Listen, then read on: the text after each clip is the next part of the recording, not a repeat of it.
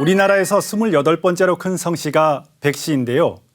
2015년 통계청 조사에 의하면 우리나라에 38만 1천여 명이 살고 있죠. 오늘은 이 백시 중에서 대부분을 차지하는 수원 백시에 대해 알아보겠습니다. 2015년 통계청 조사에 의하면 우리나라 백시 중 10,000명 이상인 보는 수원과 남포 둘로 나타난다. 이 중 수원 백시는 전체의 92.8%로 우리나라 백시의 대다수를 차지한다. 원래 우리나라의 백시는 30여 본이 있는 것으로 알려져 있는데 지난 1997년 수원 백시 중심으로 모든 백시 본관을 단일화하기로 뜻을 모았다고 한다.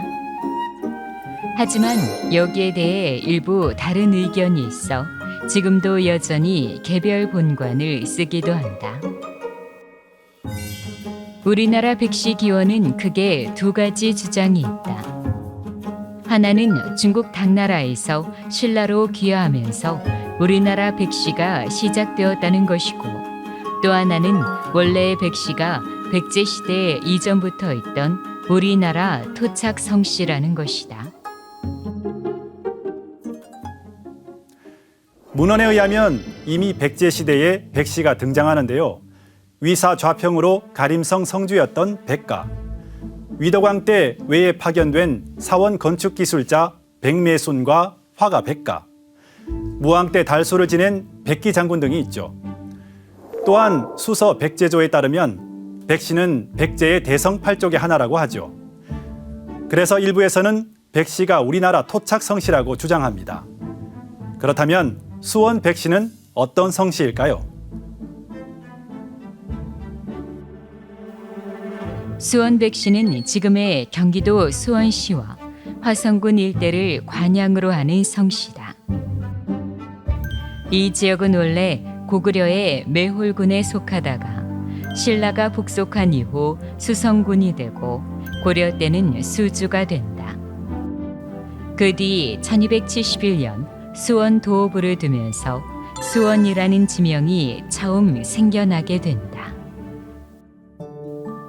또 계파를 살펴보면 선정공파와 인주공파, 오산군파 등 중시조 이후 29개의 파로 나누어지는데, 이 중 문경공파와 정신제공파가 수원 백시의 40% 정도 차지한다. 집성촌을 살펴보면 경기도 양주시 남면 매곡리, 맹골마을을 비롯하여 경상북도 청송군 청송읍 거대리와 경산시 남산면 반곡 1, 2, 경상남도 거창군 주상면 도평리 도평마을과 전라남도 장흥군 용산면 상금리 등 전국의 크고 작은 집성촌이 산재해 있다. 특히 양주시의 맹골마을은 과거 마을 가운데 큰 매화나무가 있어 매곡 혹은 맹골로 불리어졌는데, 이 마을에 수원 백시가 살게 된 것은 350년 전 조선 중기 문신인 백인걸이 살게 되면서부터이다. 또 이 마을에는 국가민속문화재로 격조 높게 잘 지어진 백수연 고택이 있는데, 특이하게도 궁궐 건축의 특징을 간직하고 있다. 전하는 바에 의하면 고종의 왕비인 명성황후가 만일의 사태에 대비하여 은신처로 사용하고자 지었다고 한다.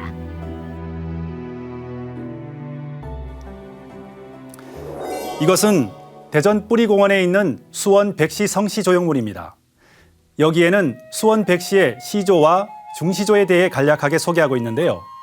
그 내용을 살펴보겠습니다.